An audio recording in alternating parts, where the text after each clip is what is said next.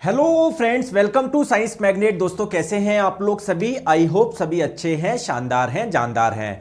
दोस्तों मात्रक एवं मापन की क्लास नंबर 2 हम लोग शुरू करने जा रहे हैं और आई होप कल का दोस्तों आप लोगों ने पूरे अच्छे से रिवाइज करा होगा। चलिए दोस्तों स्टार्ट करते हैं आज का सेशन कुछ क्वेश्चन से, फिर हम लोग आगे का पढ़ेंगे। चलिए बताएंगे दोस्तों, ये आप लोगों का 2018 का क्वेश्चन बताओ। क्वेश्चन में बोला गया है कि कुछ राशियों को दर्शाने के लिए परिमाण यानी मैग्नीट्यूड के साथ में डायरेक्शन की भी आवश्यकता होती है। तो ऐसी राशियों को क्या बोलते हैं? आप सभी जानते हैं, ऐसी राशियों को बोलते हैं सदिश राशि, vector quantity. Option number A इसका आंसर हो जाएगा। चलिए दोस्तों नेक्स्ट क्वेश्चन आपके स्क्रीन पे। आपको बताना है एसआई पद्धति में मोल का सिंबल क्या है, इसका प्रतीक क्या है। आपको पता है दोस्तों मोल जो है वो एक मात्रक है, एक यूनिट है। दोस्तों किसका मात्रक है? किसको मापने के लिए हम लोग मोल का इस्तेमाल करते हैं बताएंगे? तो ये पदार्थ की मात्रा यानी अमाउंट ऑफ सब्सटेंस की ये यूनिट है। तो इसका सिंबल क्या है?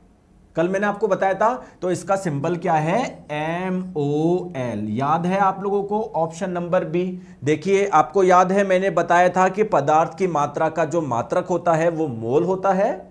इसका जो सिंबल है, चिन्ह है, वो आप लोगों का ये है। मतलब बार बार इतना बड़ा लिखने की जरूरत नहीं है, आप लोग सिर्फ ये चिन्ह इस्तेमाल कर सकते हैं। बहुत बढ़िया। चलिए दोस्तों नेक्स्ट क्वेश्चन। तापमान की SI इकाई बतानी है। दोस्तों इकाई को हम लोग मात्रक भी बोलते हैं या फिर आप लोग बोल सकते हो मात्रक को इकाई भी बोलते हैं। तो तापमान का जो SI मात्रक है, जो इसकी SI यूनिट है, वो क्या है? कल भी डिस्कस करी थी हम लोगों ने, केल्विन है। और क्या आप लोग इसका सिंबल बता सकते हैं केल्विन का? जैसे अगर आप लोगों को बताना है कि आपकी बॉडी का टेम्परेचर मान लीजिए 200 केल्विन है, तो बार बार इतना बड़ा लिखने की आवश्यकता नहीं है। तो केल्विन का सिंबल क्या होता है? क्या होता है? कैपिटल के होता है। करेक्ट आंसर आप लोगों का ऑप्शन नंबर डी हो जाएगा। चलिए दोस्तों नेक्स्ट क्वेश्चन आपकी स्क्रीन पे। पृथ्वी से लेकर सूर्य तक की अनुमानित दूरी कितनी होती है? तो मैंने आपको कल भी बताया था, जैसे मान लीजिए ये अर्थ है, पृथ्वी है, ये सन है, दोनों के सेंटर के बीच की जो डिस्टेंस होती है वो कितनी होती है? एस्ट्रोनॉमिकल यूनिट यानी खगोलीय इकाई। Correct answer option number B हो जाएगा। ठीक है। चलिए दोस्तों नेक्स्ट क्वेश्चन आपकी स्क्रीन पे। ये जो लाइट ईयर है, प्रकाश वर्ष है, इसका यूज हम लोग किसको मेजर करने के लिए करते हैं, किसको मापने के लिए करते हैं बताएंगे?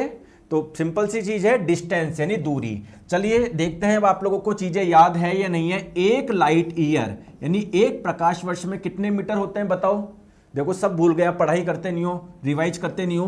तो कल बताया था ना 9.46 इंटू 10 की पावर 15 मीटर। याद है या भूल गए? याद है या भूल गए? चलिए नेक्स्ट क्वेश्चन आपकी स्क्रीन पे बताएंगे। एक खगोलीय इकाई में कितने मीटर होते हैं, है ना? एक एस्ट्रोनॉमिकल यूनिट में कितने मीटर होते हैं? याद है या भूल गए? सर मैं तो भूल गया, तो गलत बात है, रिवाइज तो करते नहीं हो। तो 1.496 गुना 10 की घात 11 मीटर। ठीक है। इसको लगभग क्या बोल सकते हैं? 1.496 को 1.5 बोल सकते हैं इंटू 10 की पावर 11 मीटर। आ गई बात समझ में? क्लियर? अब कई बच्चे इसमें कंफ्यूज तो नहीं होते ना, 10 की पावर 11 का मतलब क्या है? जैसे मैंने बोला 2 गुना 10 की पावर 3 मीटर, इसका मतलब क्या है? दोस्तों जितनी पावर होती है, जितनी घात होती है, उतनी जीरो आप लोगों को लगाना है। जैसे ये 2 ऐसा का ऐसा इंटू ये 1 ऐसा कैसे रखना। कितनी पावर कितनी है? 3 है, तो 3 जीरो लगा दो। तो इसका मतलब ये होता है 2 इंटू 1000, 2000 मीटर। कॉमन सी बात है, फिर भी मान लो अगर किसी बच्चे को नहीं पता तो इसलिए मैंने आप लोगों को बता दी। क्लियर है? चलिए दोस्तों नेक्स्ट क्वेश्चन आपके स्क्रीन पे बताओ। अब इसमें आप लोग दिमाग लगाइए, कुछ भी ऐसा नहीं है क्वेश्चन कि सर पता नहीं क्या आ गया ये। तो आप लोगों को बताना है एक यार्ड कितने मीटर या कितने किलोमीटर के बराबर होता है। मैंने कल आपको कुछ बताया था क्या कि जो एक यार्ड होता है उसमें कितने इंच होते हैं? मैंने कुछ बताया था क्या आपको? बताओ। अब आप पढ़ाई नहीं करते हो, रिवाइज नहीं करते हो, कैसे याद रहेगा? मैंने आपको बताया था एक यार्ड में कितने मीटर होते हैं या कितने इंच होते हैं, कुछ बताया था क्या मैंने? सब भूल गए। तो कल बताया था नहीं बताया था? एक यार्ड में 36 इंच होते हैं। कल मैंने आपको यह भी बताया था 1 इंच में 2.54 सेंटीमीटर होता है। तो एक यार्ड में टोटल सेंटीमीटर कितना हो जाएगा? देखो एक, देखो मेरी बात को ध्यान से समझो, 1 इंच में होता है 2.54 सेंटीमीटर। आ गई बात समझ में? जी सर, बात समझ में आ गई। और 1 यार्ड में होते हैं टोटल 36 इंच। तो अगर मैं 1 यार्ड में दोस्तों सेंटीमीटर पूछना चाहूं तो 1 इंच में होते हैं 2.54 सेंटीमीटर। तो टोटल 1 यार्ड में क्या इतने सेंटीमीटर हो जाएंगे? क्या बताओगे? क्या इसको सॉल्व करोगे? आ जाएगा 91.44 सेंटीमीटर। अब चलिए दोस्तों, क्या आ गया? 91.44 सेंटीमीटर। क्या सेंटीमीटर में पूछा गया है क्या? नहीं सर, मीटर में पूछा गया है। अगर आप चाहो तो सर किलोमीटर में बता सकते हैं। तो दोस्तों सेंटीमीटर को अगर आप लोग मीटर में बदलना चाहते हैं तो क्या करते हैं, आपको पता है क्या? नहीं सर, मुझे तो नहीं पता। देखो, जब आप लोग 1 मीटर को सेंटीमीटर में बदलना चाहते हैं तो इसको क्या कर लीजिए, 100 से गुना कर लीजिए, आपका सेंटीमीटर आ जाएगा। और अगर अगर अगर आप सेंटीमीटर को मीटर में बदलना चाहते हैं, मीटर में बदलना चाहते हैं तो क्या करना है? 100 से भाग देना है ना। चलिए, तो दोस्तों इस 91.44 इसमें जब भाग लगा देंगे 100 का तो अब आपका ये मीटर में बदल जाएगा। तो मीटर में कितना आएगा? 0.9144 मीटर। आ गई? कोई ऑप्शन दिख रहा है क्या? जी गुरुजी, दिख रहा है ऑप्शन नंबर ए। अब मेरा क्वेश्चन आप लोगों से ये है, क्या हम लोग इसको सीधे, कल मैंने आपको नोट्स में लिखवाया था ना कि 1 यार्ड में 36 इंच होता है, कल मैंने लिखवाया था क्या आपको? तो साथ में ये भी लिख सकते हो 1 यार्ड में कितना होता है? 0.9144 मीटर। क्योंकि अगर एग्जाम में पूछ लिया तो हम लोगों को कैलकुलेशन करने की आवश्यकता नहीं है। हम लोगों को अगर सीधे याद रहेगा तो हमारे लिए काफी इजी हो जाएगा, हमारा समय काफी बच जाएगा। क्या मैं सही बोल रहा हूं? चलिए आगे चलते हैं। अब ठीक है सर, आप बहुत अच्छा पढ़ाते हो, thank you so much, thank you so much. अब आ जाओ। अब आप लोग बोलोगे कि सर जो लंबी लंबी दूरियां होती है ना, उसको मापने के लिए कल आपने बहुत सारे मात्रक बता दिए। प्रकाश वर्ष यानी लाइट ईयर बता दिया, खगोलीय इकाई यानी एस्ट्रोनॉमिकल यूनिट बता दी, पारसेक बता दिया। लेकिन सर जो बहुत छोटी छोटी डिस्टेंस होती है ना, उसको मेजर करने के लिए तो कोई यूनिट बताओ। मैंने बोला जैसे जैसे सर मान लो कोई मिट्टी का कण है, मिट्टी का कण है एक, मैं आपसे पूछ रहा हूं इसकी रेडियस, इसकी त्रिज्या क्या होगी? सर ये काफी छोटी दूरी हो गई ना, काफी छोटी, काफी स्मॉल डिस्टेंस हो गई ना। तो सर इसको मेजर करने के लिए कोई हमारे पास में यूनिट है क्या, कोई मात्रक है क्या?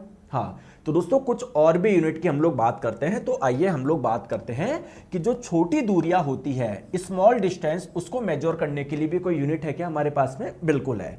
देखिए सबसे पहले हम लोग बात करते हैं माइक्रोन। जैसे सेंटीमीटर, मीटर, फुट, इंच, ये जैसे आपके मात्रक होते हैं वैसे ही एक मात्रक और होता है माइक्रोन। और अगर आप लोगों से पूछ लिया जाए कि 1 माइक्रोन का मतलब क्या होता है, तो 1 माइक्रोन का मतलब होता है 10 की पावर -6 मीटर। गुरुजी मुझे 10 की पावर -6 मीटर समझ में नहीं आता। अब आप बोलोगे सर ऐसा हो ही नहीं सकता कि किसी बच्चे को ये नहीं। दोस्तों कुछ, मैं तो ये मान के चलूंगा आपको कुछ भी नहीं आता। ठीक है, आ जाओ। देखिए दोस्तों 10 की पावर -6 को क्या लिख सकते हैं? देखो 10 की पावर -6 को क्या लिख सकते हैं? 1/10 की पावर 6, ये लिख सकते हैं। ठीक है, ठीक है सर। दोस्तों कितनी पावर आ रही है? 6 पावर आ रही है। घात में कितना आ रहा है? 6 आ रहा है ना, तो 6 जीरो लगा दो। 1 2 3 4 5 6, इतने मीटर। यानी 1 मीटर में इतना सारा बड़ी संख्या का भाग लगा दोगे ना, इतनी बड़ी संख्या का भाग लगा दोगे, तब आपका ये, इसको 10 की पावर -6 मीटर बोल सकते हो। तो देखो कितना छोटा मान है ये। तो इतने छोटे मीटर को हम लोग क्या बोलते हैं? 1 माइक्रोन बोलते हैं। याद रह जाएगा। ठीक है, बहुत बढ़िया। सिमिलरली कुछ और भी मात्रक है। एंगस्ट्रॉम, नाम सुना है आपने? जब रसायन विज्ञान पढ़ोगे ना, वहां पर पढ़ोगे कि परमाणु की त्रिज्या है 4 एंगस्ट्रॉम, 2 एंगस्ट्रॉम। तो ये जो आप लोगों का एंगस्ट्रॉम है, ये भी बहुत छोटी छोटी दूरियों को मापने के लिए इस्तेमाल होता है। तो अगर आप लोगों से पूछ लिया जाए कि 1 एंगस्ट्रॉम में कितने मीटर होते हैं, आप लोग बोलेंगे 10 की पावर -10 मीटर। Very good. तीसरी महत्वपूर्ण बात, क्या सर कोई और भी मात्रक है क्या? बिल्कुल, एक मात्रक और होता है फर्मी। सर ये जो फर्मी है, एक फर्मी में कितने मीटर होते हैं? तो 10 की पावर -15 मीटर होते हैं। मेरा क्वेश्चन ये है, अगर आप लोगों से एग्जाम में ये 3 ऑप्शन दिया जाए और पूछा जाए कि सबसे छोटा मात्रक कौन सा है, तो आंसर क्या होगा? किसका मान सबसे कम है? आप बोलोगे इसका 10 की पावर -6 है, इसका 10 की पावर -10 है, इसका 10 की पावर -15। तो दोस्तों माइनस में घात जितनी ज्यादा होगी वह संख्या उतनी ही छोटी होती है।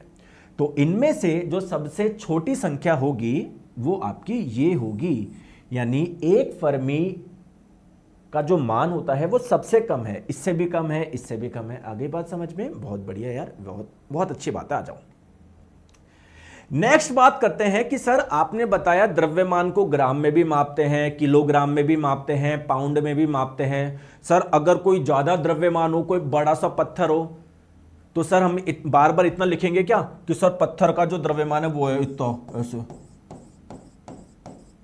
तो सर कोई संख्या मतलब इसके कोई अन्य मात्रक भी है क्या? बिल्कुल। तो दोस्तों जो भारी द्रव्यमान होते हैं उसको मापने के लिए हम लोग 2 मात्रक इस्तेमाल करते हैं। एक तो टन, आप लोग सभी जानते हैं, एक टन में होता है 1000 किलोग्राम, बहुत बढ़िया। और एक होता है क्विंटल। क्या कोई बता सकता है क्विंटल में कितना किलो होता है? 1 क्विंटल में, तो 1 क्विंटल में होता है 100 किलो। मुझे नहीं लगता आपको इसमें या इसमें कोई डाउट होगा। बहुत बढ़िया। नेक्स्ट क्वेश्चन मेरा यह है कि क्या वॉल्यूम यानी आयतन को मापने के लिए कौन सा मात्रक इस्तेमाल किया जाता है? बताओ। जैसे किसी का भी आयतन निकालना हो, लंबाई गुना चौड़ाई गुना ऊंचाई, मीटर गुना मीटर गुना मीटर, तो आप लोग बोलोगे सर आयतन का एक मात्रक तो होता है मीटर क्यूब। लेकिन जब आप लोग दूध लेने जाते हो शाम को, वो पूछता है ना कि कितना दूध लेना है, आप बोलते हो 1 लीटर 2 लीटर। इसका मतलब क्या है? क्या लीटर भी एक मात्रक हो गया? क्या लीटर भी एक यूनिट हो गई? क्या बोलिए, बताए। आपने दोस्तों को आप सुनते होंगे कि भाई चाइना ने हमने रशिया से इतना तेल इंपोर्ट किया, इतना तेल इंपोर्ट किया। तो आपने वहां पर एक मात्रक और सुना होगा, बैरल। बैरल सुना है क्या? कि हमने इतने लाख बैरल तेल इंपोर्ट किया, आयात किया। आगे बात समझ में? तो वॉल्यूम के कई मात्रक हैं, आइए इनकी भी हम लोग चर्चा करते हैं। क्लियर है क्या? आ जाओ, क्लियर, आ जाओ। दोस्तों इधर वॉल्यूम आएगा, मैंने गलती से इधर लेंथ लिख दिया, ठीक है, गलती से लेंथ लिख दी, इधर वॉल्यूम आएगा, आयतन आएगा। आगे बात समझ में? लंबाई की तो बात हम लोग कर चुके हैं, है ना? आ जाओ। तो आयतन के कुछ मात्रक की हम लोग बात करते हैं। सबसे पहले हम लोग बात करते हैं लीटर, आप जानते हैं, ठीक है। मीटर क्यूब भी आप लोग जानते हैं। दोस्तों आपको पता है इस मीटर क्यूब, 1 मीटर क्यूब कितने लीटर के बराबर होता है? तो 1 मीटर क्यूब में 1000 लीटर होते हैं। आगे बात समझ में? ठीक है सर।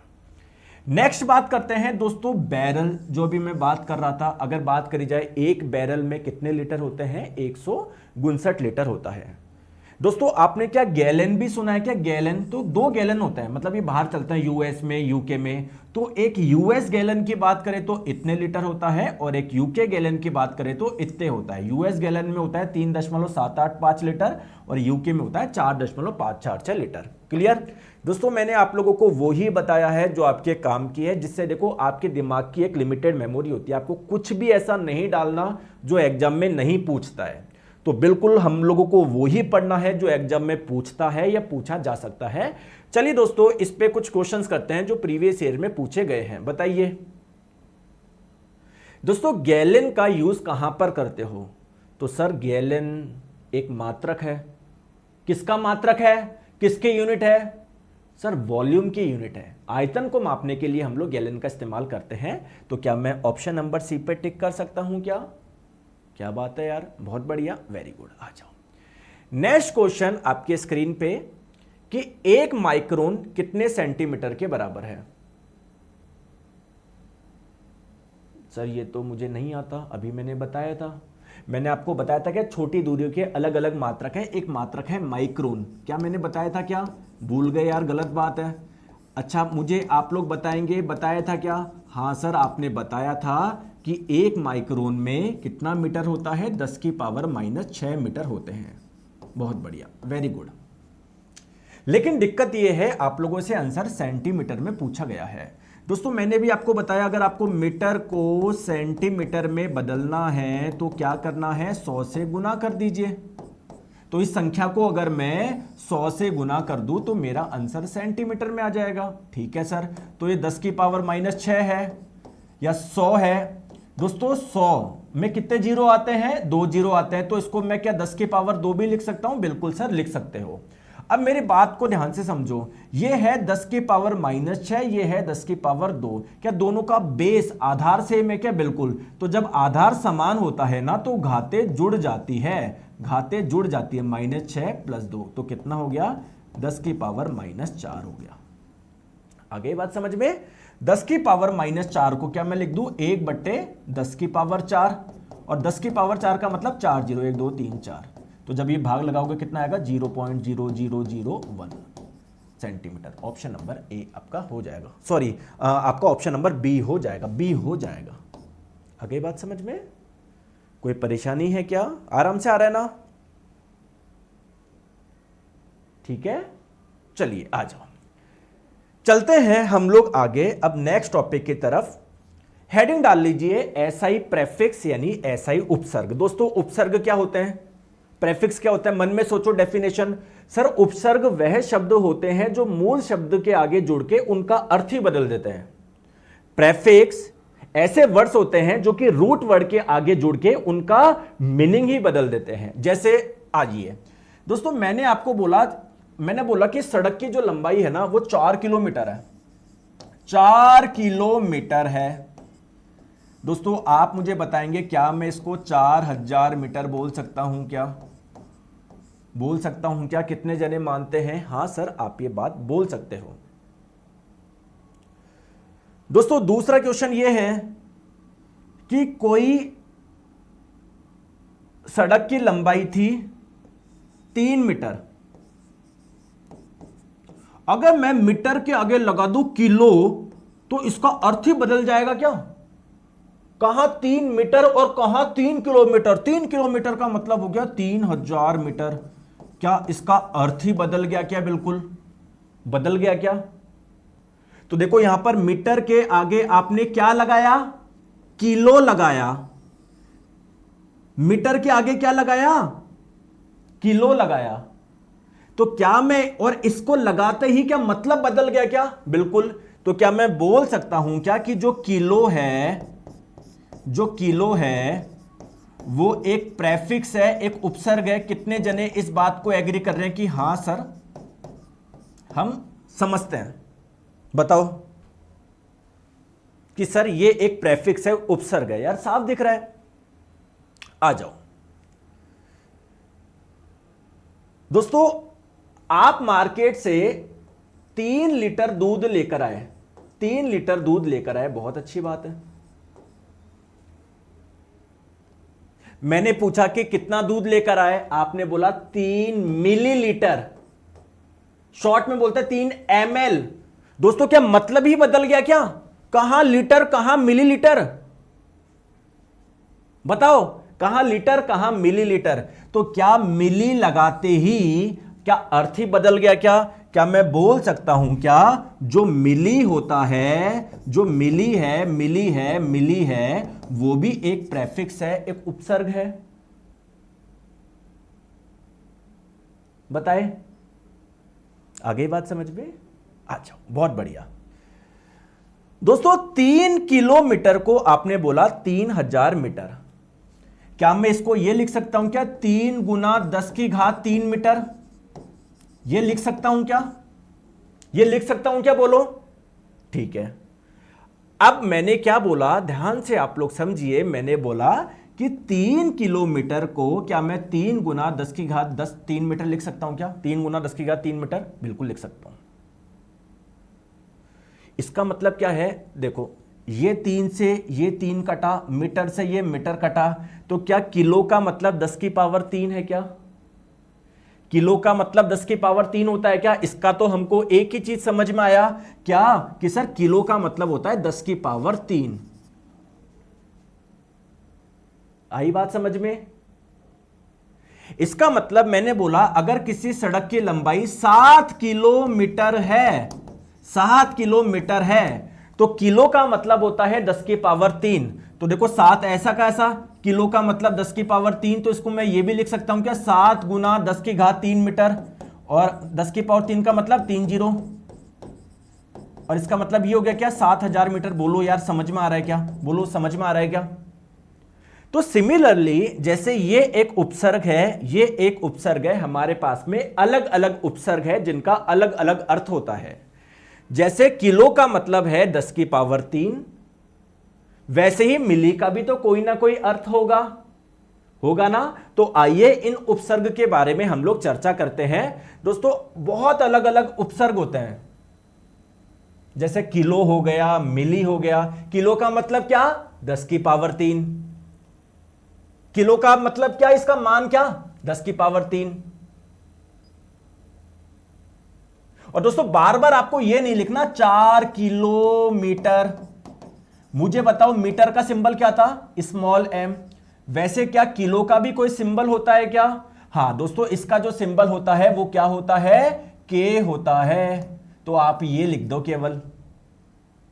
आई बात समझ में आ रही है, आ रही है, आ जाओ।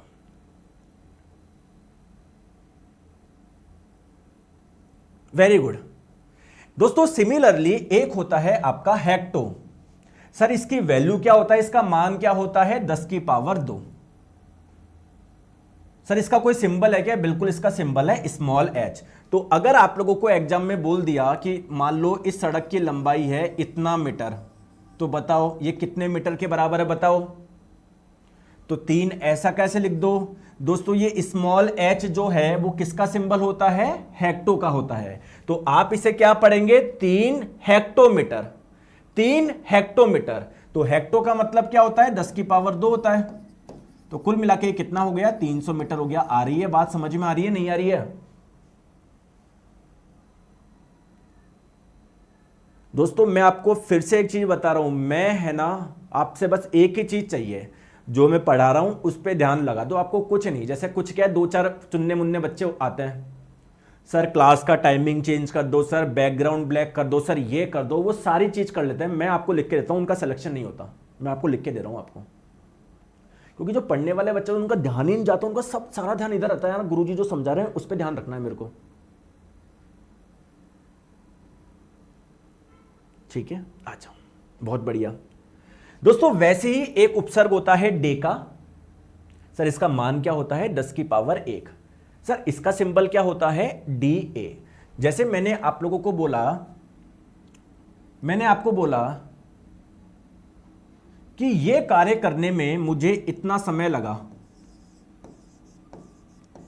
तो इसका मतलब क्या है, इसको क्या पढ़ोगे, ये डी ए किसका सिंबल होता है, डेका का। तो आप लोग क्या पढ़ोगे, सर आपको समय लगा 8 डेका सेकंड। बहुत बढ़िया।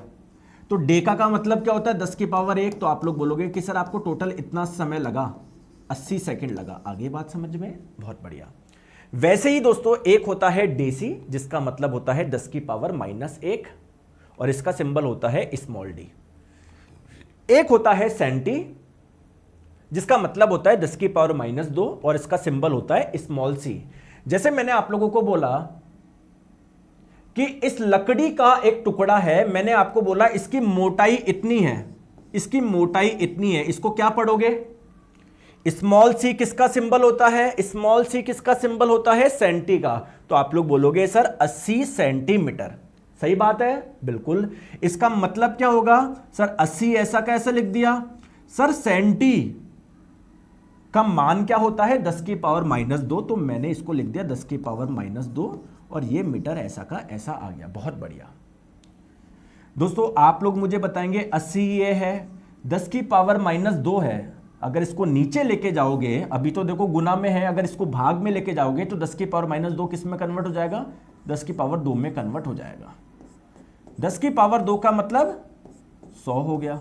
तो 80/100 मीटर बोले तो 0.8, तो 80 सेंटीमीटर इसमें कन्वर्ट करके मैंने आपको बता दिया। आ रही है दोस्तों, धीरे धीरे बात समझ में आ रही है, बात आ रही है समझ में, नहीं। चलिए नेक्स्ट हम लोग बात करते हैं, सर ऐसे ही और भी उपसर्ग होते हैं, जैसे एक्सा। सर इसकी वैल्यू क्या होती है, 10 की पावर 18। सर इसका सिंबल क्या होता है? Capital E. जैसे मैंने बोला कि मेरे ऊपर इतना न्यूटन बल लग रहा है, इसको क्या पढ़ोगे पहले बताओ? मैंने बोला कि मेरे ऊपर इतना बल लग रहा है, इतना फोर्स लग रहा है, तो कैपिटल ई किसका सिंबल है बताएंगे? ये सिंबल किसका है? एक्सा का। तो आप लोग क्या बोलोगे? सर आपके ऊपर 4 एक्सा न्यूटन का बल लग रहा है।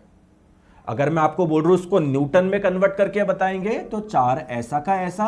और दोस्तों इस एक्सा की वैल्यू क्या होती है? 10 की पावर 18। तो आप लोग बोलेंगे सर 4 गुना 10 की पावर 18। बोलो हाँ या ना, बोलो हाँ या ना। आ रही है बात समझ में? आ रही है? ठीक है, बहुत बढ़िया। एक होता है सर पेटा। पेटा का मतलब होता है 10 की पावर 15 और सर इसका सिंबल होता है कैपिटल पी। आपने बोला सर उस सड़क की लंबाई बहुत तगड़ी है, कितनी है? आपने बोला सर इतनी मीटर है। क्या पढ़ूं मैं इसको? कैपिटल पी किसका सिंबल होता है? पेटा का। तो आप लोग कैसे पढ़ेंगे इसको? 2 पेटा मीटर। और मुझे बताएंगे पेटा का मतलब कितना होता है? 10 की पावर 15 होता है। तो मैंने यहां पर लिख दिया 2 गुना 10 की पावर 15 मीटर। बात आ गई समझ में? आ रही है बात समझ में? ठीक है। वैसे ही दोस्तों एक टेरा होता है। टेरा का मतलब होता है 10 की पावर 12 और इसका सिंबल होता है कैपिटल टी। वैसे ही दोस्तों एक होता है गीगा। इसका सिंबल होता है इसकी वैल्यू होती है 10 की पावर 9, सिंबल होता है कैपिटल जी। एक होता है दोस्तों मेगा, जिसकी वैल्यू होती है 10 की पावर 6 और इसका सिंबल होता है कैपिटल एम। जैसे अगर मैंने आपको बोला कि उस पानी का प्रेशर बहुत ज्यादा है, मैंने बोला कितना ज्यादा है? आपने बोला सर इतना है।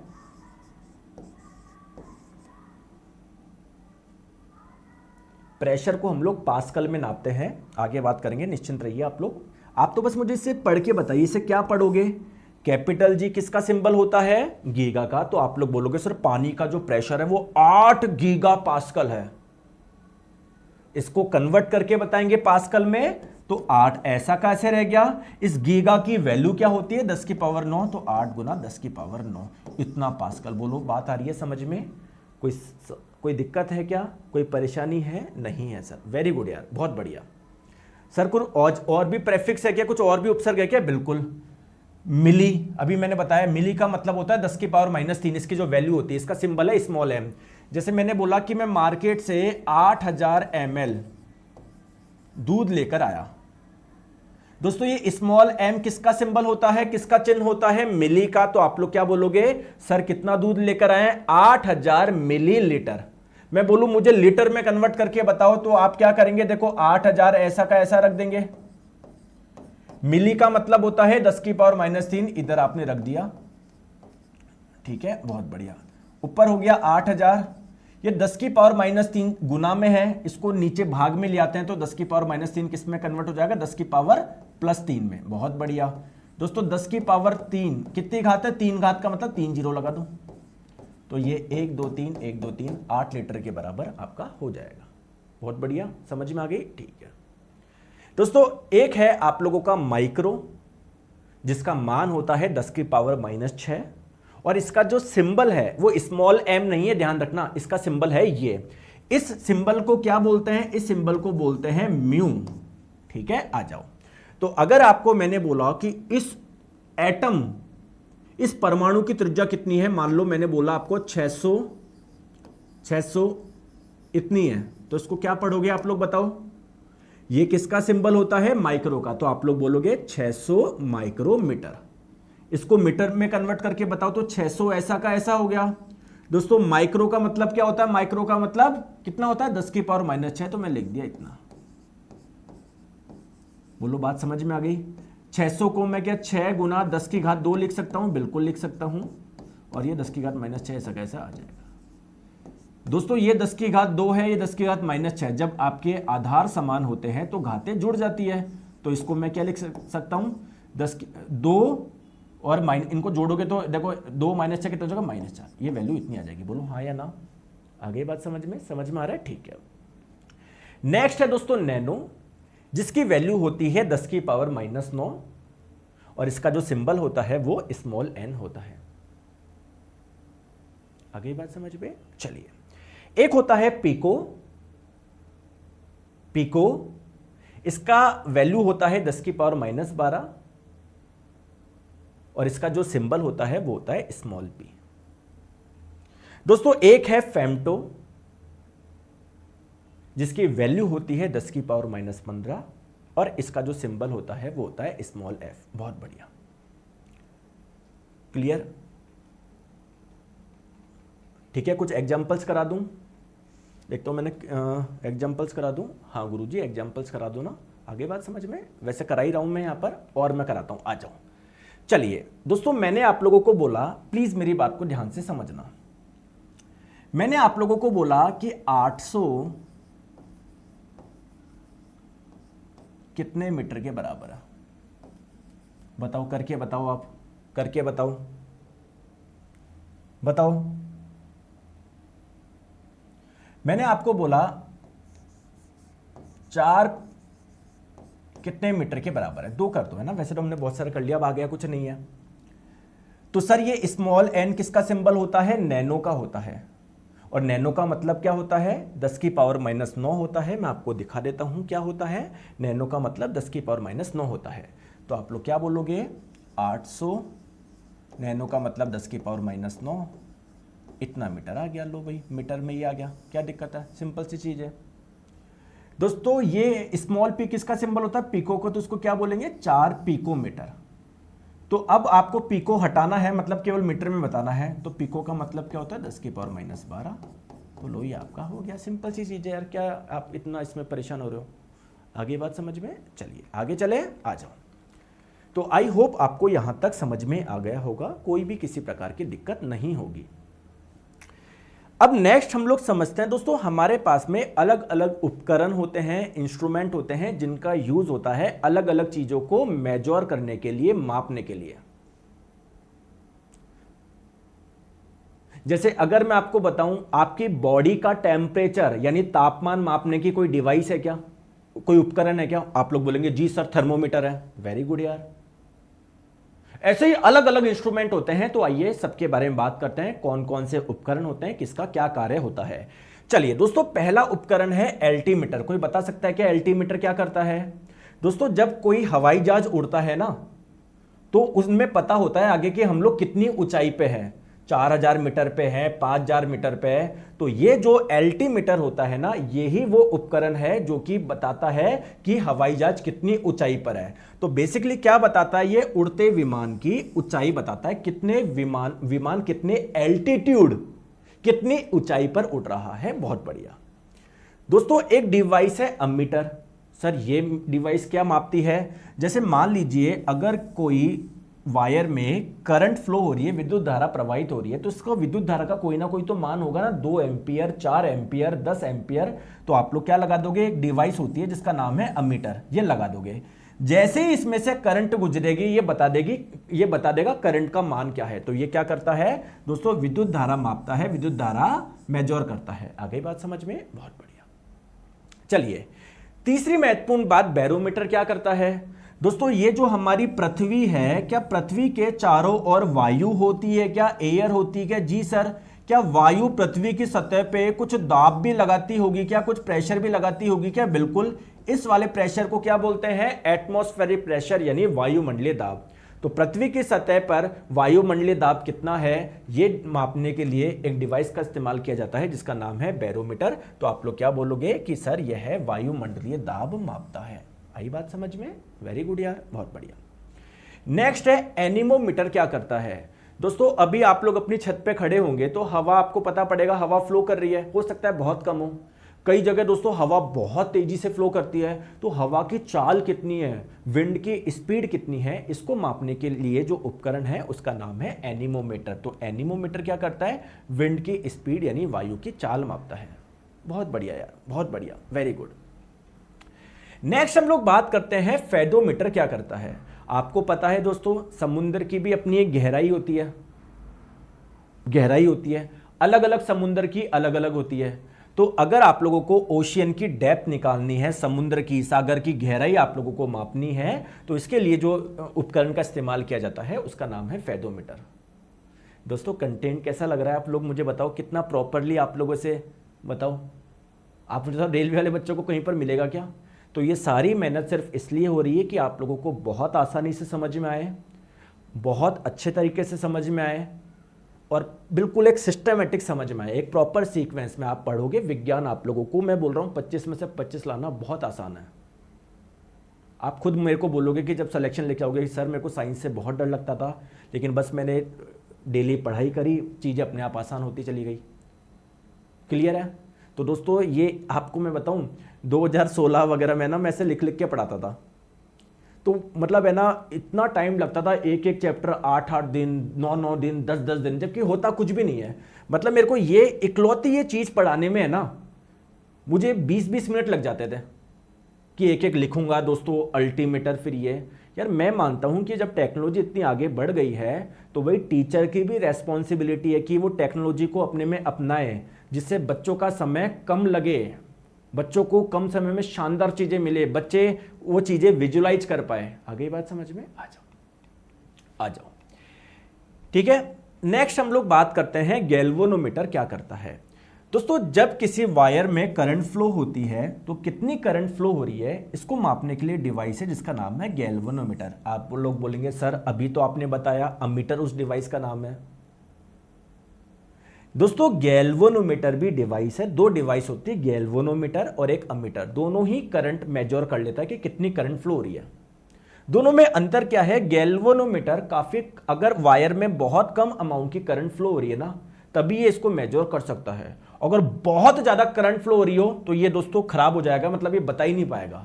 तो कम अमाउंट की करंट के लिए हम लोग गैल्वेनोमीटर इस्तेमाल करते हैं, स्मॉल करंट के लिए, कम विद्युत धारा को मापता है ये। दूसरी महत्वपूर्ण बात क्या है? ये विद्युत धारा की दिशा भी बता देता है कि करंट यहां से यहां फ्लो हो रही है, यहां से यहां फ्लो हो रही है। तो आप लोग यहां पर लिख सकते हो डायरेक्शन, यानी दिशा भी बताता है, दिशा भी बताता है। बहुत बढ़िया यार, बहुत बढ़िया। नेक्स्ट हम लोग बात करते हैं हाइड्रोमीटर क्या करता है। दोस्तों आपको पता है हर पदार्थ का अपना एक घनत्व होता है, डेंसिटी होती है। भाई दूध की डेंसिटी अलग होती है, पानी की अलग होती है, ठीक है। वैसे ही दोस्तों एक टर्म और है जिसका नाम है रिलेटिव डेंसिटी। रिलेटिव डेंसिटी यानी आपेक्षिक घनत्व। आपेक्षिक घनत्व सर ये क्या होता है थोड़ा समझाइए ना, अभी समझाता हूं। दोस्तों किसी भी पदार्थ की रिलेटिव डेंसिटी यानी आपेक्षिक घनत्व आपको निकालना है तो बेसिकली क्या करना है, उस पदार्थ के घनत्व में पानी के घनत्व से आप लोगों को भाग लगा देना है। जैसे मैं आपको बोलूं पानी का जो घनत्व होता है ना वो होता है 1000 किलोग्राम पर मीटर क्यूब। जैसे मैंने आपको लोगों को बोला पारा, मरकरी की जो डेंसिटी होती है, जो घनत्व होता है वो होता है 13,600 किलोग्राम पर मीटर क्यूब। मैंने आप लोगों को बोला कि मरकरी यानी पारे का आपेक्षिक घनत्व क्या होगा, रिलेटिव डेंसिटी क्या होगी। तो किसी भी पदार्थ की अगर आपको रिलेटिव डेंसिटी निकालनी है तो आपको क्या करना है, उस पदार्थ का घनत्व लेना है, उसमें भाग लगा देना है पानी के घनत्व से। तो जब 13,600 में जब 1000 का भाग लगा देंगे तो कितना आ जाएगा, 13.6 आ जाएगा। तो दोस्तों इतनी कैलकुलेशन करने की जरूरत नहीं है, एक उपकरण है हाइड्रोमीटर है जो सीधे ही आप लोगों को बता देता है कि रिलेटिव डेंसिटी कितनी है, आपेक्षिक घनत्व का मान कितना है। बहुत बढ़िया, बहुत बढ़िया, क्लियर, ठीक है। नेक्स्ट हम लोग बात करते हैं हाइग्रो। देखो हम लोग बहुत कंफ्यूज होते हैं हाइड्रो और हाइग्रो। पहले तो मैं आपको समझाता हूं हाइग्रोमीटर होता क्या है, फिर मैं बताऊंगा कंफ्यूजन कैसे दूर करें। दोस्तों आप लोगों को पता है कि जैसे जो एयर होती है, वायु में क्या क्या होता है सर, ऑक्सीजन गैस होती है, नाइट्रोजन गैस होती है, साथ में दोस्तों जो जल होता है ना, जमीन पे जो जल होता है वो भी जब उस पर सूर्य का प्रकाश पड़ता है तो वह वाष्प बन के ऊपर एयर में जाता है। तो मैं बोल सकता हूं कि वायु में, एयर में वाटर वेपर भी होती है, जल वाष्प भी होती है। क्लियर है दोस्तों? कहां की वायु में जल वाष्प ज्यादा मिलेगी, मुंबई की वायु में या जयपुर की वायु में? मुंबई की वायु में, क्योंकि वहां पर बहुत समुद्र है, तो वहां पर समुद्र पे जब सूर्य का प्रकाश पड़ता है तो वो वायु बन के ऊपर, वाष्प बन के, वाटर वेपर बन के ऊपर जाएगी, यानी वहां की एयर में, वायु में बहुत ज्यादा वाटर वेपर मिलेगा, जल वाष्प मिलेगा। इसे ही हम लोग ह्यूमिडिटी भी बोलते हैं, आर्द्रता भी। अगर एयर में बहुत ज्यादा वाटर वेपर है, बहुत ज्यादा जल वाष्प है, हम लोग बोलेंगे यहां पर ह्यूमिडिटी ज्यादा है, जल वाष्प आर्द्रता बहुत ज्यादा है। तो बेसिकली ये क्या करता है, ह्यूमिडिटी यानी आर्द्रता का स्तर चेक करता है। आर्द्रता का स्तर का मतलब क्या है, वायु में जल वाष्प की मात्रा कितनी है, जल वाष्प यानी वाटर वेपर इन एयर। आ गई बात समझ में, वेरी गुड। चलिए नेक्स्ट है दोस्तों, हाँ सॉरी मैं बताता, इन दोनों में हम लोग बार बार कंफ्यूज हो जाते हैं। दोस्तों आप मुझे एक छोटी चीज बताइए, फिर इसको कैसे करें, कंफ्यूजन दूर कैसे करें, बताओ कंफ्यूजन दूर कैसे करें। देखो दोस्तों डेंसिटी कहां पर आएगी, इसमें आएगी, इसमें आएगी। डेंसिटी से लेना देना कहां पर है, डेंसिटी से लेना देना कहां पर है, यहां पर है ना। तो इसे याद रखो, ड्रो, डी हाइड्रो, ड्रो इधर आता ही नहीं, इधर ग्रो आता है, डी डेंसिटी ना, डेंसिटी वाला जो है वो आप लोगों का यहां पर आता है, तो इससे आप लोग ध्यान रखिएगा। बहुत बढ़िया। नेक्स्ट हम लोग बात करते हैं मैनोमीटर। आप लोगों को मैं बता दूं, जैसे यार कोई पाइप है, अगर उस पाइप में कोई लिक्विड फ्लो कर रहा है, तो हर लिक्विड का कोई ना कोई प्रेशर होता है ना, दाब होता है ना, या कोई गैस फ्लो हो रही है उसका कुछ ना कुछ प्रेशर होता है ना, दाब। तो दोस्तों लिक्विड और गैस के प्रेशर को मापने के लिए डिवाइस है जिसका नाम है मैनोमीटर। बहुत बढ़िया। नेक्स्ट है दोस्तों माइक्रोस्कोप। माइक्रोस्कोप क्या होता है, छोटी चीजों को बड़ा करके देखने के लिए इस्तेमाल करा जाता है माइक्रोस्कोप। आप माइक्रोस्कोप के नीचे अगर कोई चीज रख दोगे ना तो आपको बहुत बड़ी नजर आएगी। तो आप लोग बोल सकते हो क्या, जो स्मॉल ऑब्जेक्ट होते हैं, जो छोटी वस्तुएं होती है, उसका आवर्धित दृश्य देखने के लिए, उसका मैग्नीफाइड व्यू देखने के लिए। दोस्तों स्फिग्मोमैनोमीटर क्या होता है, जैसे हो सकता है आपके घर में भी हो, क्योंकि आजकल यार बहुत लोगों को बीपी वगैरह की प्रॉब्लम आती है। तो आप हाथ पे ऐसे पट्टा लगाओगे, ठीक है, वैसे पुश करोगे, फिर वो आपका बीपी का मान आ जाएगा कितना है। तो ये आपका जो स्फिग्मोमैनोमीटर होता है वो हमारे ब्लड का एक्चुअल में प्रेशर कितना है वो मेजर करता है। दोस्तों एक डिवाइस है स्टेथोस्कोप। ये क्या होता है, जैसे कभी आप लोग डॉक्टर साहब के गए होंगे तो डॉक्टर साहब के कान में कुछ लटका होता है ना, और फिर वो आपके इधर लगाते हैं, इधर लगाते हैं, ऐसे लगाते हैं।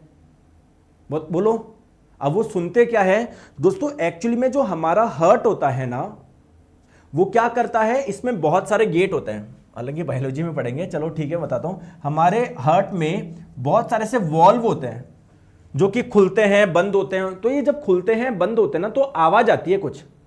तो डॉक्टर साहब उसी आवाज को सुनते हैं कि यार आपके हार्ट के वॉल्व्स तो ढंग से खुल बंद रहे हैं ना, क्योंकि सबसे पहले देखता है आपका हार्ट सही हो, क्योंकि आपका हार्ट बहुत इंपॉर्टेंट है, यही सब जगह ब्लड भेजता है। आगे बात समझ में। तो आप लोग क्या बोलोगे, ये जो स्टेथोस्कोप इस्तेमाल किया जाता है वो हमारे हार्ट के साउंड को चेक करने के लिए इस्तेमाल किया जाता है, हमारे हृदय की ध्वनि को चेक करने के लिए किया जाता है, हृदय की आवाज को। क्लियर है, आ जाओ। नेक्स्ट हम लोग बात करते हैं टैकोमीटर। क्या करता है, कोई बता सकता है क्या।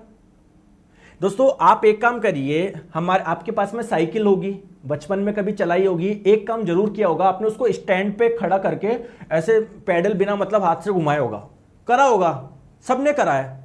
तो जब यार पीछे वाला टायर अगर घूम रहा है, घूर्णन कर रहा है ना, रोटेशन कर रहा है, तो इसकी कुछ रोटेशनल स्पीड भी होगी, इसकी कुछ घूर्णन चाल भी होगी।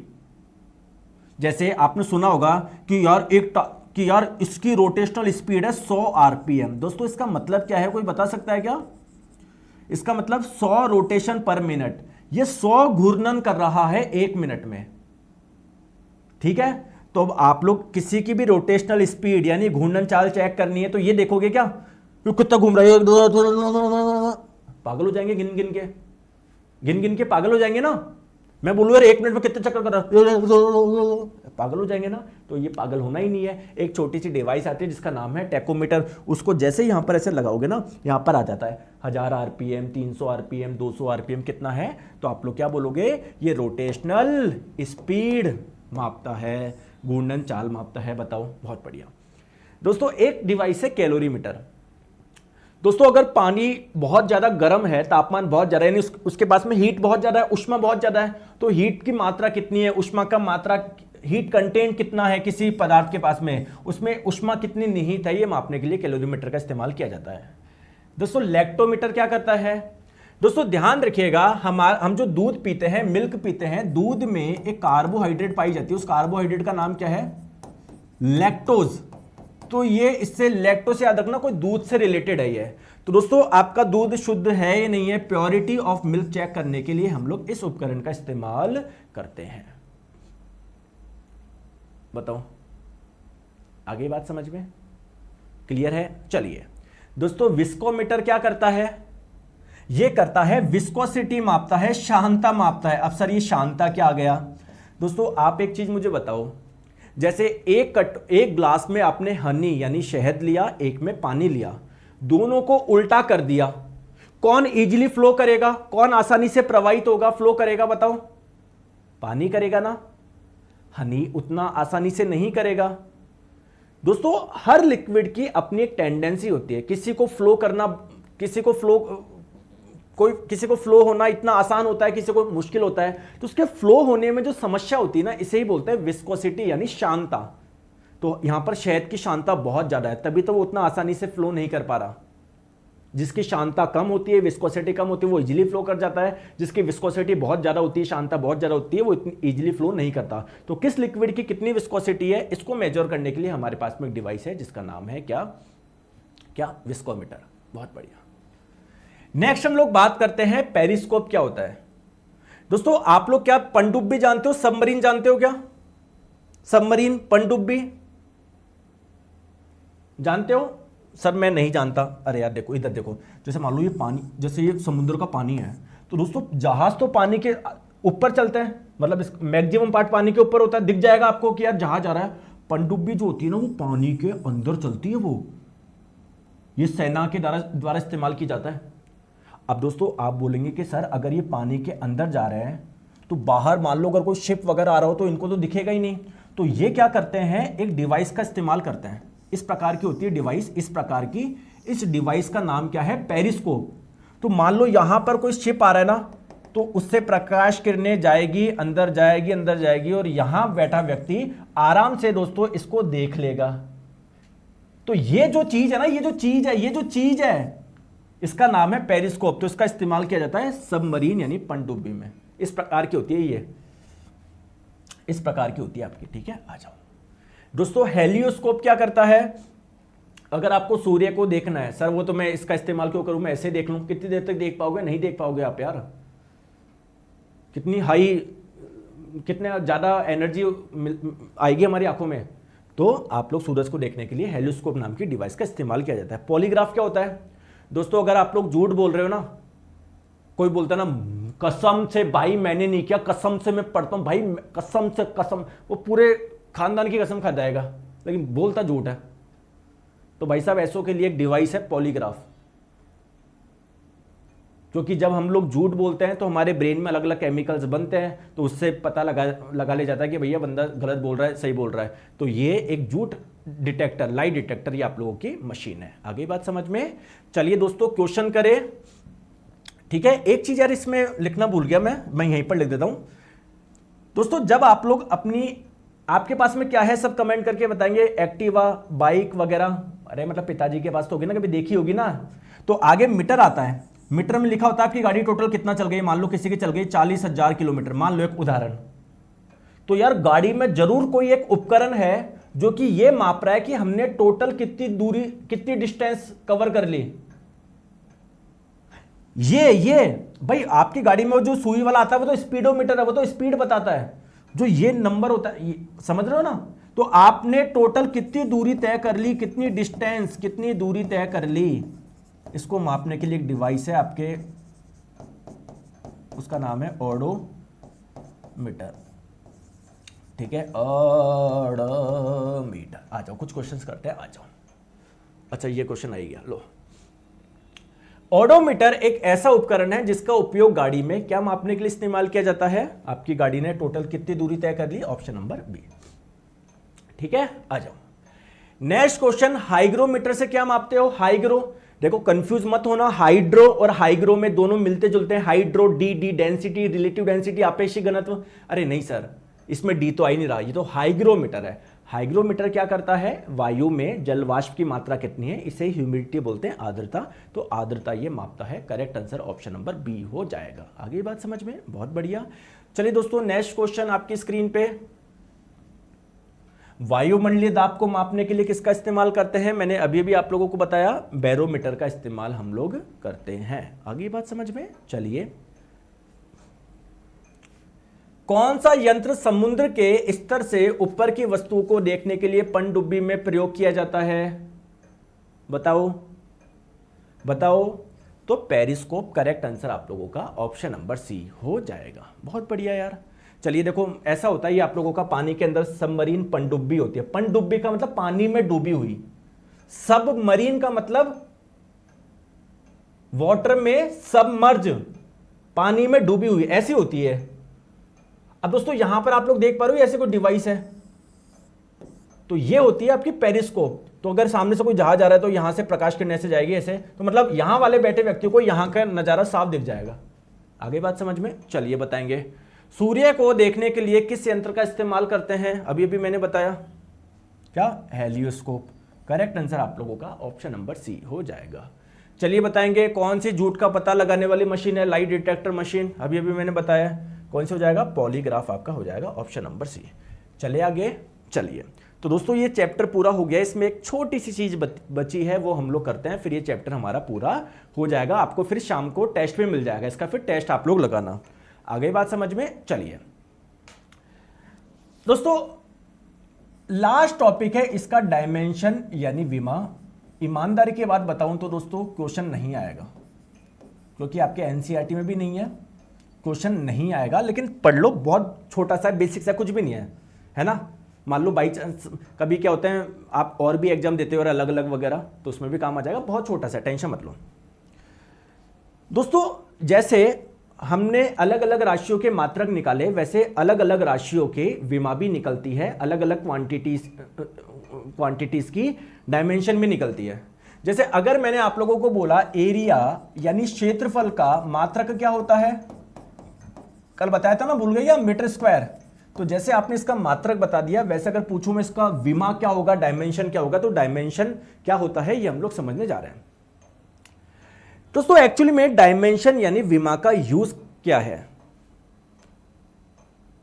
दोस्तों? विमा से हम लोगों को पता पड़ेगा कि कोई राशि कौन कौन सी मूल राशियों पर निर्भर कर रही है,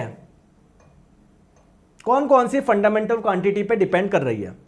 सर नहीं आया समझ में? कोई बात नहीं दोस्तों, ध्यान रखो, अगर आपको किसी का मात्रक पता है ना, किसी का यूनिट पता है, किसी का यूनिट पता है, तो आप लोग इजीली उसकी विमा यानी डायमेंशन निकाल सकते हो। सर कैसे निकाल सकते हैं बताइए? देखो, अगर किसी के मात्रक में मीटर आ रहा है, मीटर किसका मात्रक होता है? किसकी यूनिट होती है? लेंथ की होती है ना, तो आप लोगों को यूज करना है कैपिटल एल।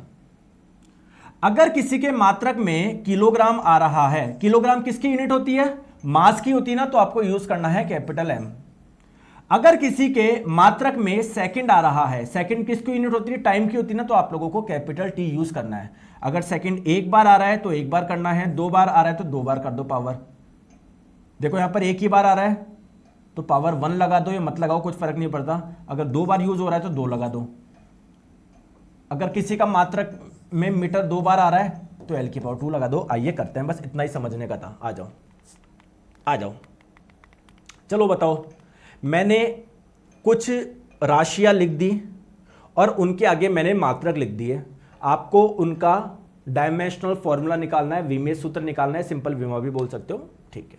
देखो दोस्तों, आप मुझे बताओ, एरिया का मात्रक अगर ये है, इसके मात्रक में क्या किलोग्राम आ रहा है क्या?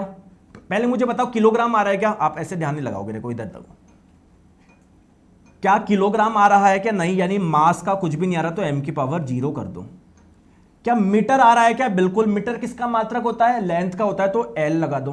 कितनी बार आ रहा है? 2 बार आ रहा है तो 2 लगा दिया। क्या सेकंड आ रहा है क्या? नहीं। सेकंड किसकी नहीं होती है? टाइम की होती है ना, तो आ ही नहीं रहा ये। तो इसका जो विमेय सूत्र हो जाएगा वो क्या हो जाएगा? m की पावर 0, l की पावर 2, t की पावर 0।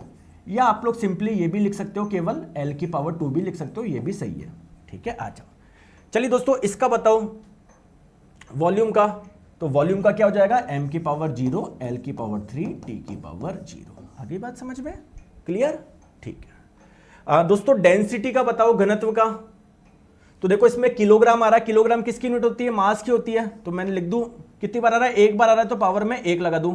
बट्टे में क्या आ रहा है, मीटर क्यूब, मीटर किसका मात्रक होता है, लेंथ का होता है, 3 बार आ रहा है तो L की पावर 3। सेकंड आ रहा है क्या, नहीं, तो T की पावर कुछ आई नहीं रही, 0, तो इसका क्या हो जाएगा, M की पावर 1, L की पावर 3 है, ऊपर जाके L की पावर -3 हो जाएगा, और ये T की पावर 0, ये हो जाएगा। ठीक है, चलिए दोस्तों चाल का बताएंगे। चाल का मात्रक ये है मीटर बट्टे सेकंड। मीटर किसकी यूनिट होती है, लेंथ की होती है L, सेकंड किसकी होती है, टाइम की होती है, पावर 1 T की पावर 1। किलोग्राम आ रहा है क्या, नहीं, M का कुछ भी नहीं आ रहा है, M की पावर 0, तो क्या हो जाएगा, M की पावर 0, L की पावर 1, T की पावर -1। बोलो हाँ है ना, क्या मैंने सही लिखा है क्या, सब देखो है ना, M की पावर 0 आ रहा है तो लिखो या मत लिखो कुछ फर्क नहीं पड़ता। आगे बात समझ में, बताओ। तो दोस्तों ये अपना चैप्टर खत्म हो गया। बताओ किस किस ने अच्छे से पढ़ा है दोनों क्लास। दोस्तों अगर आप लोग डेली क्लास लोगे आपको पता ही नहीं पड़ेगा आपकी विज्ञान कब पूरी तरीके से हो जाएगी। अगर आप लोग छोड़ते हुए चलोगे कि नहीं सर मैं क्लास बाद में देख लूंगा, सर मैं कल शाम को देख लूंगा, कुछ भी नहीं होने वाला। अब आपके मन में क्वेश्चन आएगा कि सर यहां पर तो केवल हमने इन 4 राशियों की विमा पढ़ी है, मान लो सर एग्जाम में पूछ ले फोर्स यानी बल की विमा बताओ, सर वो मैं कैसे कर पाऊंगा, बिल्कुल सही बोल रहे हो। सर मान लो पूछ ले गतिज ऊर्जा, काइनेटिक एनर्जी की डायमेंशन क्या होगी, विमा क्या होगी, सर मैं कैसे कर पाऊंगा, नहीं कर पाऊंगा। तो क्यों नहीं कर पाओगे अभी, क्योंकि आपको भी मैं बता नहीं सकता, क्योंकि आपको काइनेटिक एनर्जी पता ही नहीं, गतिज ऊर्जा क्या होती है ना, आपको बल पता है। तो जैसे जैसे हम लोग आगे फिजिक्स में पढ़ते रहेंगे कई राशियां, अभी तो बहुत सारी राशियां आएगी, फिर उनके बारे में देखेंगे कौन सदिश है कौन अदिश है, किसका क्या मात्रक होता है, किसकी क्या विमा होती है। आगे बात समझ में, बोलो मजा आया नहीं आया, आ जाओ। अब बोलो कोई समस्या हो तो बोलो।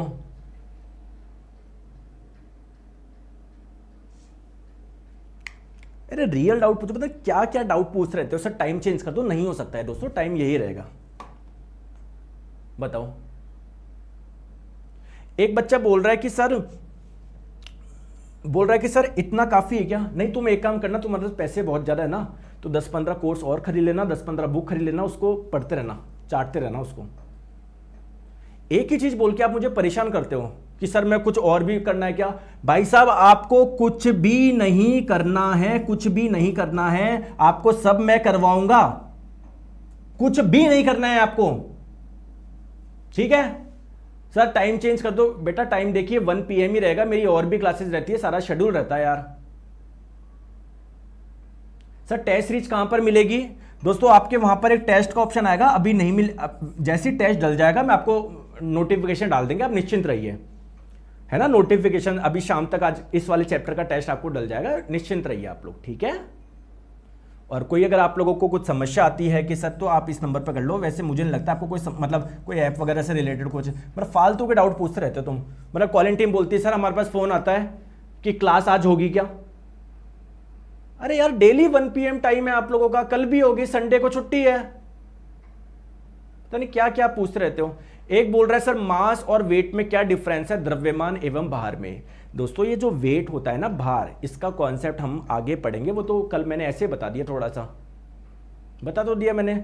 एक बोल रहा है सर बायोलॉजी कब होगी, अरे जब फिजिक्स पूरी करोगे तभी तो हम लोग नया सब्जेक्ट पढ़ेंगे, केमिस्ट्री पढ़ेंगे, बायोलॉजी पढ़ेंगे, बीच में डाल दूं क्या बायोलॉजी, बताओ डाल दूं, डाल दो बीच में, बताओ।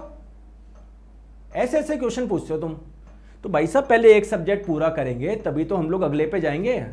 सर वो डेमो में बायोलॉजी डला हुआ था, वो तो मैंने ऐसे डाल दिया, अगर मान लो कोई बच्चा देखना चाहे तरीका क्या होता है तो मैंने ऐसे डेमो डाल दिया एक। आपको कुछ भी ध्यान नहीं देना, अभी हमारी फिजिक्स चल रही है, जब पहले फिजिक्स पूरी खत्म होगी उसके बाद में स्टार्ट करेंगे हम लोग बायोलॉजी यानी जीव विज्ञान। क्लियर है। चलिए दोस्तों, thank you so much, take care, bye bye.